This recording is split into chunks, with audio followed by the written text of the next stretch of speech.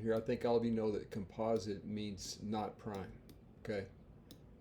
And that just means that, a prime number is a number that's only divisible by 1 in itself. A composite number is divisible by some integer other than 1 in the number itself, okay? So it's synonymous, okay? Now, this stands for every prime p. Now, we got a result down here that helps us a lot for all prime except 3. And you can see that 3 squared is not congruent to 1 mod 3. That's clear. But it does hold for all other prime numbers.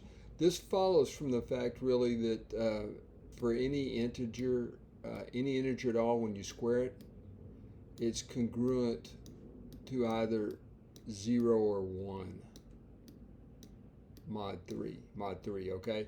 Now, for a prime, it can only be 1, because otherwise the number it wouldn't be prime because it'd be divisible by 3, okay? So this result is clearly true based on this result that's easy to establish, okay? Now, but let's go ahead and take a look at the special case p equals 3, and then this result will end up proving it for every other prime. So let's take a look at a few facts about 3. 3 squared is congruent to 4, and we're going to switch to 5, and there's probably an infinite number of moduli that you could use, but this is the one that's closest, so to speak.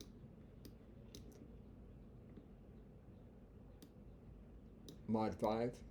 And that's simply because 3 squared is 9 and 9 minus 4 is 5, okay? Now, also notice that if we consider k congruent, any integer k that is congruent to 1, also modulo 5, you can, the properties of congruences say that you can add these things just like equations. So this gives us 3 squared plus k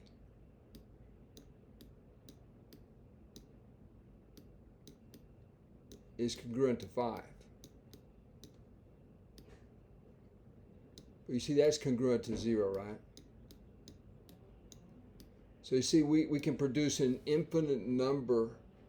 We can find an infinite number of k's such that this is true. What's an example of k? Like 11, right? So for example, let me see if I have room up here. 11 is congruent to 1 mod 5, right? So 3 squared plus 11 is equal to 20, right? Which is certainly a composite number. It's divisible by 5, just like we've constructed it, right? So you see, this takes care of the case for 3. Now let's go ahead and look at not equal to 3. And we proceed kind of in a similar fashion here.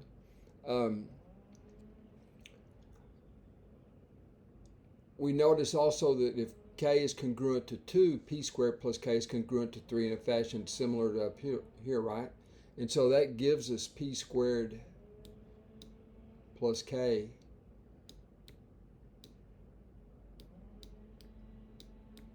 is congruent to 0 mod 3. Of course, it is mod 3. So that means any k that's in this form, when you add it to p squared, you're going to get a divisibility by 3. And again, an example, let's just pick, I don't know, 17 squared. All right. And then what's 8 is congruent, right, to 2. So let's take a look at 17 squared plus 8.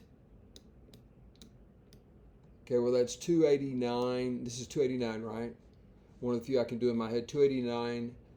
This is equal to 297. And you guys remember this famous result, or if you sum up the digits here, the digits sum to 18. The SOD is 18. Sum of digits equals 18, which is divisible by 3. Now, some of you that don't trust that result, what is this? This would be equal to 3 times something. 3 times 99, right? Yeah. God, it's crazy with 3s, isn't it? Okay. So you see this, we've proven everything right here. At this point, I could have said QED. Okay, I'm just showing you some examples. Okay, I found this problem in a book by Titu Andrescuu, a number theorist who wrote a book called 104 Number Theory Problems. And he made it weird with where he made the modulus 30, which was kind of unnecessary. I saw what he was doing, but here it's two simple cases here really. Every single prime is congruent to 1 modulo 3 except for 3. All right, so we handled the case for 3 up here, and then down here we're handling the general case.